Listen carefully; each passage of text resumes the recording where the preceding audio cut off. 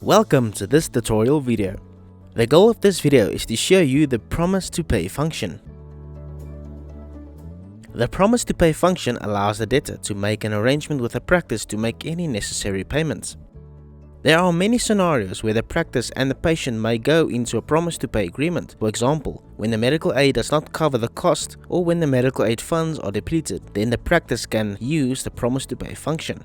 The promise to pay function creates a note indicating the debtor patient's commitment to make a payment by a specific date and prompts the credit controller or receptionist to take any further action if the payment is not received by that date.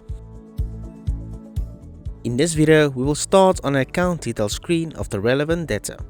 For more information regarding the account details screen, please refer to the account details overview user manual linked in this video's description. The account details sidebar will be open by default.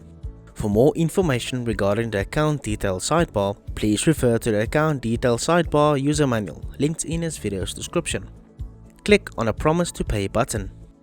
The promise to pay screen will open. An explanation of the promise to pay screen will now be given.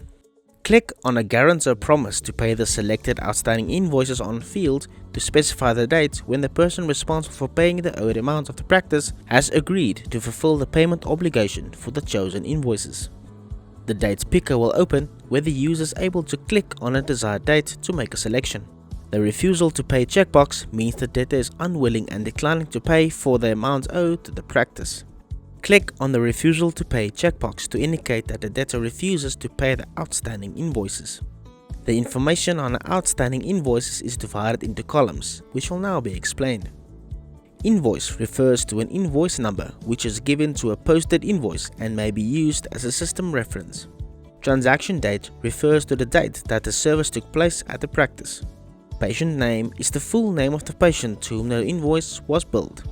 CCA status refers to the current position in the credit control assistant process at the practice. Amount refers to the full amount that was billed on the invoice. Patient refers to the total amount that the patient is still liable for. MA refers to the total amount that the medical aid is liable for. Total refers to the total amount that still has to be paid on the outstanding invoice. Click on a close button to exit the promise to pay screen without creating a promise to pay for the selected invoices.